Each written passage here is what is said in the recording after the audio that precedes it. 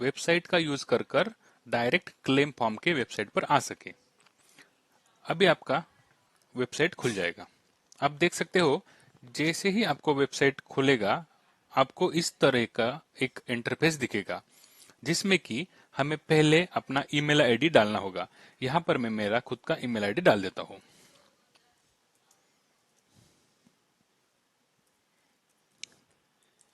Email ID डालने के बाद हमें दूसरे कॉलम में जहां पर कि पूछा है मोबाइल नंबर, वहां पर हमें हम अपना खुद का मोबाइल नंबर डालना होगा।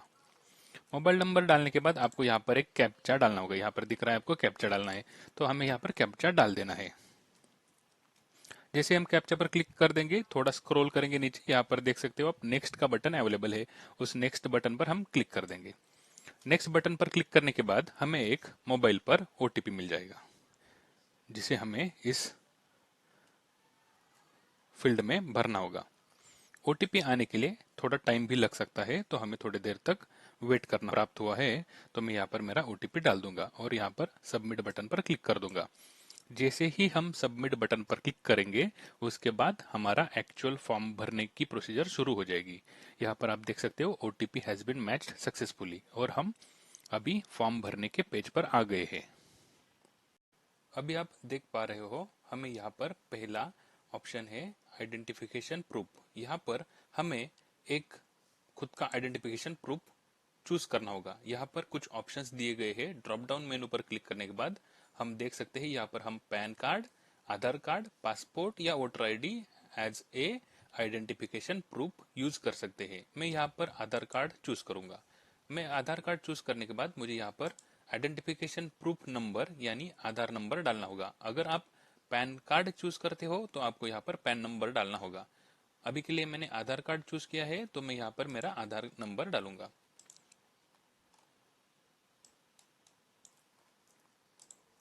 जैसे ही मैं मेरा आधार नंबर डाल दूंगा, उसके बाद मुझे यहाँ पर जो आइडेंटिफिकेशन प्रूफ मैंने सिलेक्ट किया है उसे अपलोड करना होगा। तो मैंने ऑलरेडी आधार कार्ड स्कैन करके रखा हुआ है, तो मैं यहाँ पर अपलोड करूंगा। ध्यान रखिए, जो कुछ भी डॉक्यूमेंट्स आप अपलोड कर रहे हैं वो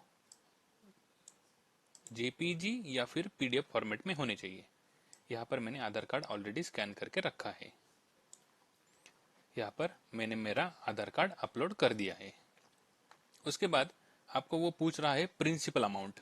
ये प्रिंसिपल अमाउंट क्या होती है? प्रिंसिपल अमाउंट यानी वो किस्त या वो पैसे जो आपने कंपनी में भरे हैं, वो आपको आपके सर्टिफिकेट पे मिलेंगे।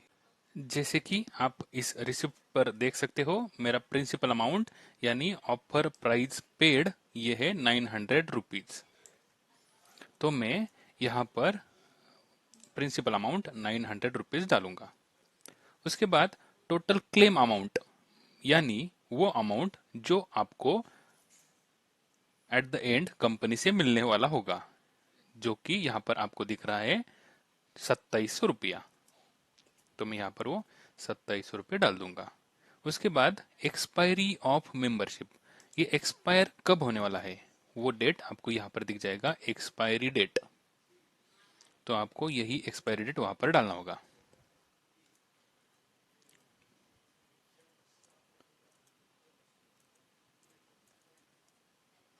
उसके बाद यहाँ पर सरेंडर वैल्यू, ये सरेंडर वैल्यू भी आपको यहीं पर मिल जाएगा। यहाँ पर दिख रहा है आपको सरेंडर वैल्यू, जो कि आपके सर्टिफिकेट पे ही मिलेगा। आपको वो सरेंडर वैल्यू यहाँ पर डालना होगा।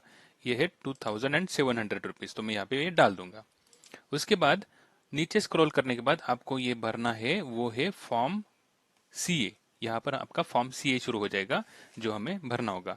इसमें आपको जिस व्यक्ति के नाम से आपने पैसे भरे थे उसका नाम यहाँ पर डालना होगा। फ्रॉम यानी वो व्यक्ति जिसके नाम से हमने पैसे भरे हैं।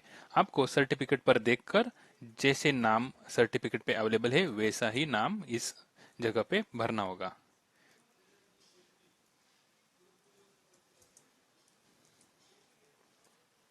ये होने के बाद उस व्यक्ति का आपको एड्रेस डालना होगा।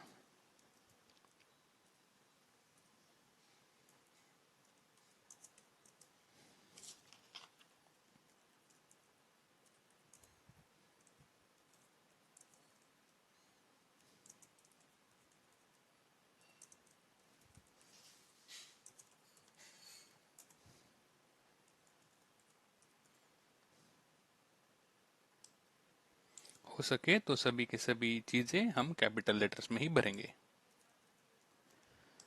ये इतनी इंफॉर्मेशन डालने के बाद आपको वापस नीचे स्क्रॉल करना होगा। जैसे ही आप स्क्रॉल करोगे आप देख सकते हो जो इन्फॉर्मेशन आपने ऊपर भरी थी वो इन्फॉर्मेशन यहाँ पर ऑटोमेटिकली रिफ्लेक्ट हो रही है।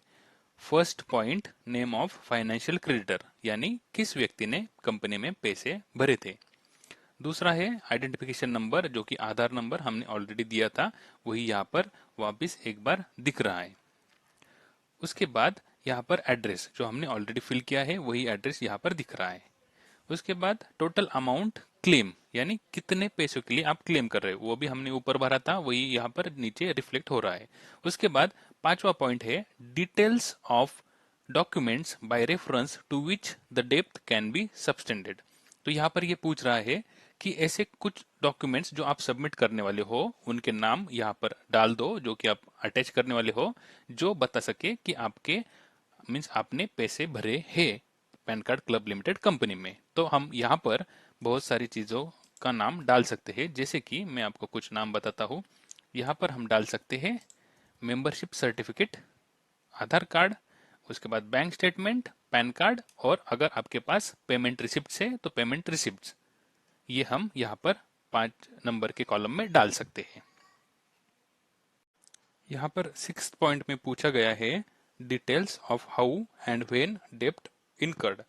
तो यहाँ पर हमें किस तारीख को हमने पेमेंट किया है वो तारीख डालनी होगी, जो तारीख आपको आपके सर्टिफिकेट पे यहाँ पर मिल जाएगी। यहाँ पर आप देख सकते हो कमिंसमेंट डेट, ये कमिंसमेंट डेट ही आपकी डेट ऑफ डेब्ट इनकर्ड है।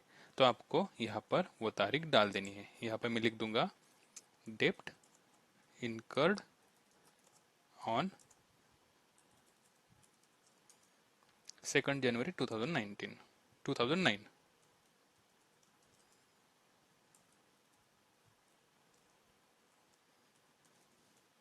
ये भरने के बाद मैं थोड़ा स्क्रॉल डाउन करूंगा। नेक्स्ट पॉइंट है details of any mutual credit, mutual डेब्ट और other mutual dealing between the corporate debtor and creditor which may be set up against the claim. तो यहाँ पर ये पूछ रहा है क्लेम के अगेंस्ट आपको कुछ क्रेडिट्स या कुछ म्यूचुअल डेब्ट्स कुछ मिला है तो आपको यहाँ पर डालना होगा, बट मेरे केस में वैसा कुछ भी मिला नहीं तो मैं यहाँ पे नॉट एप्लीकेबल डाल दूंगा। नेक्स्ट पॉइंट में आप उसने पूछा है 8 नंबर पॉइंट में detail of any security held, the value of the security and the date it was given. कुछ आपको सिक्योरिटी केस में कंपनी से मिला होगा तो यहाँ पे आपको मेंशन करना होगा। मेरे केस में ऐसा कुछ भी कंपनी से मिला नहीं तो मैं यहाँ पे वापस नॉट एप्लीकेबल डाल दूंगा। 9th पॉइंट है details of bank account to which the amount of claim और any part thereof can be transferred pursuant to a resolution plan. तो इस 9th कॉलम को आपको बारीकी से भरना पड़ेगा, क्योंकि इस कॉलम में आप आपके बैंक डिटेल्स भर रहे हो, जिसमें कि 4 चीजें इंपॉर्टेंट है। वो चारों चीजें आपको डालनी होगी बैंक नेम, आईएफएससी कोड, उसके बाद अकाउंट नंबर और ब्रांच। ये 4 चीजें अगर आप कवर करते हो तो उसमें आपको कोई भी प्रॉब्लम नहीं होगा। But IFSC code, bank account number डालते हुए आपको बारीकी से डालने होंगे। उसके बाद list of documents attach to this claim in order to prove the existence and non payment of claim due. तो यहाँ पर ये पूछ रहा है कुछ डॉक्यूमेंट्स आप अटैच करना चाहोगे जो कि ये बता रही है कि आपको कंपनी की तरफ से कोई परतावा या क्लेम या पेमेंट नहीं मिला है। तो इस केस में आप कुछ चीजें डाल सकते हो, जैसे कि आधार कार्ड और बैंक स्टेटमेंट। इस केस में और भी आप कुछ चीजें डाल सकते हो, जैसे कि पैन कार्ड। ओके, ये फिल करने के बाद नेक्स्ट पॉइंट आता है name of insolvency professional who will act as authorised representative of creditors of the class. इन तीनों में आप किसी एक का नाम सिलेक्ट कर सकते हो। मैं यहाँ पर देवांग ठाकर का नाम सिलेक्ट करता हूँ। ये आपके लिए ऑप्शनल है, आप तीनों में से कोई भी एक नाम चूज कर सकते हो। नेक्स्ट कॉलम में हमें यहाँ पर वो पूछ रहा है name in the block letters. तो ये क्लेम फॉर्म कौन भर रहा है उसका नाम हमें यहाँ पर लिखना है। अगर कोई नॉमिनी भर रहा है तो नॉमिनी खुद का नाम यहाँ पर डाल सकता है। यह यहाँ के केस में मैं खुद मेरा क्लेम फॉर्म भर रहा हूं तो मेरा खुद का नाम यहाँ पर मैं डालूंगा।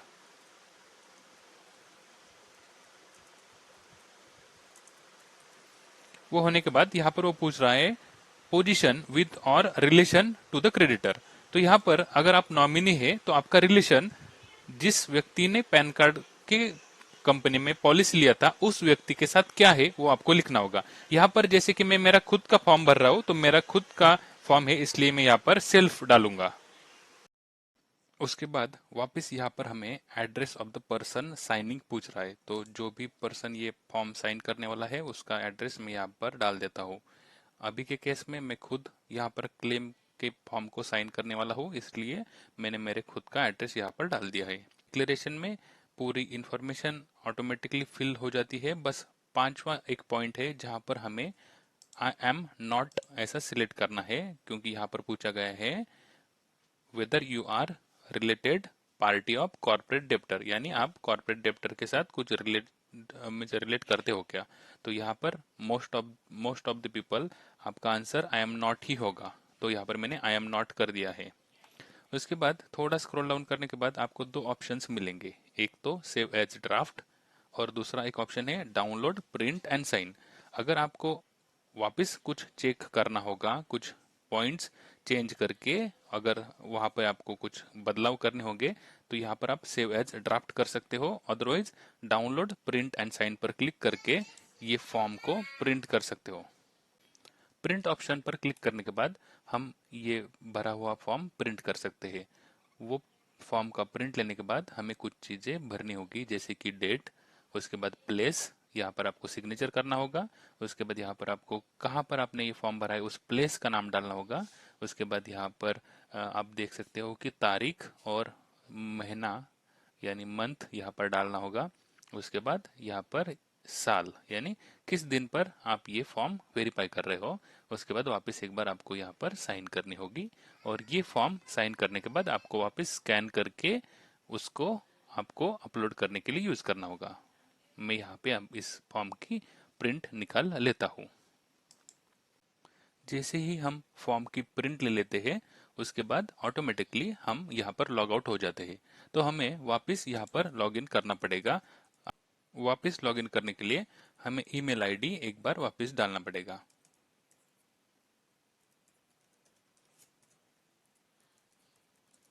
मोबाइल नंबर जो हमने पहले डाला था वही वापस एक बार डाल देंगे और यहाँ पर कैप्चा फिल कर देंगे। उसके बाद हम ऑटोमेटिकली यहाँ पर नेक्स्ट करने के बाद ऑटोमेटिक देख सकते हैं जो इन्फॉर्मेशन हमने भरी थी वो वापस यहाँ पर रिफ्लेक्ट हो रही है। अब हमें बस नीचे स्क्रॉल करते हुए जाना होगा। जैसे जैसे हम नीचे स्क्रॉल करते जाएंगे आप देख सकते हैं यहाँ पर सब कुछ भरा हुआ मिलेगा। अभी हमें बस जो फॉर्म और अपने प्रूफ होंगे वो अपलोड करने होंगे। जैसे कि यहाँ पर दिख रहा है पहला ऑप्शन है upload sign form and declaration. जो फॉर्म हमने प्रिंट करके निकाला था उसे साइन करके वापस स्कैन करना होगा, जो कि मैंने ऑलरेडी यहाँ पर करके रखा है, वो मैं यहाँ पर अभी अपलोड कर दूंगा। ये आप जेपीजी या फिर पीडीएफ फॉर्म अपलोड कर सकते हैं। मैंने ये कंबाइन करके पीडीएफ बना लिया है और उसे मैं यहाँ पे अपलोड कर रहा हूँ। देखो यहाँ पे मेरा डिक्लेरेशन फॉर्म अपलोड हो गया। उसके बाद मुझे प्रूफ ऑफ डेप्थ पेमेंट यानी बैंक स्टेटमेंट, यहाँ पर मुझे बैंक स्टेटमेंट अपलोड करना होगा।